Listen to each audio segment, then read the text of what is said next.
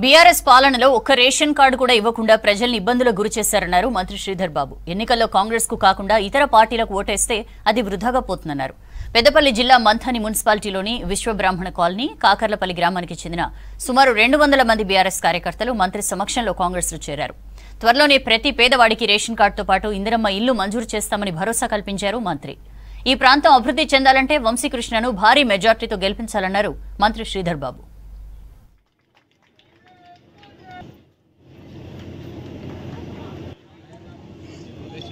బ్రహ్మయ్య గారు,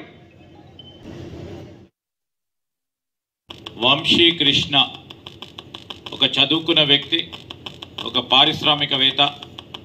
వారిని పార్టీ నిర్ణయం చేసి నిలబెట్టడం జరిగింది. వారి తరఫున మేము ఈరోజు కాంగ్రెస్ పార్టీ ఎన్నికల పార్లమెంట్ ఇన్ఛార్జిగా మరి మీ అందరి ఆశీర్వాదం వారికి కావాలని కోరడానికి వచ్చినాం. 4.5 సంవత్సరాలు కాంగ్రెస్ పార్టీ ప్రభుత్వం ఉంటుంది. మీరు ఎవరికైనా ఓటేసినా అది వృధాగా పోతుంది, అది ఎటు కాకుండా పోతుంది.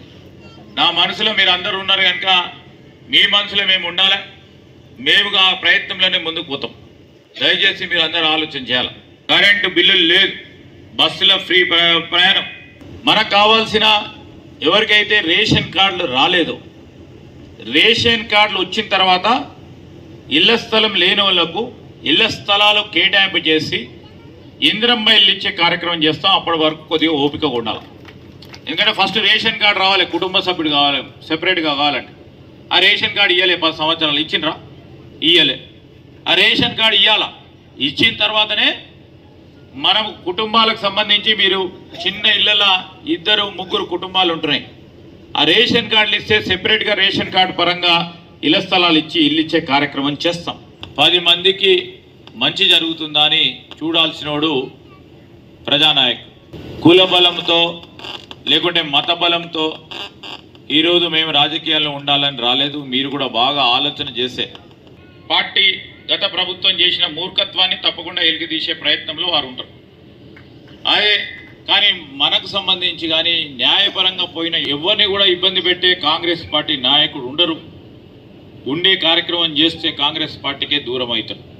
ఆనాడు ఇందిరమ్మ ఇల్లు కావాలంటే ఇందిరమ్మ ఇల్లు ఇచ్చినాం. మరి ఈరోజు కూడా రాబోయే కాలంలో కాంగ్రెస్ పార్టీ ప్రభుత్వం ఉంది కనుక, మన మాట మేరకు ఈరోజు కాంగ్రెస్ పార్టీ ప్రభుత్వం ఉంది కనుక మరి యువకుడైన మా గడ్డం వంశీని గెలిపించి పెద్ద మెజారిటీ ఈ వార్డు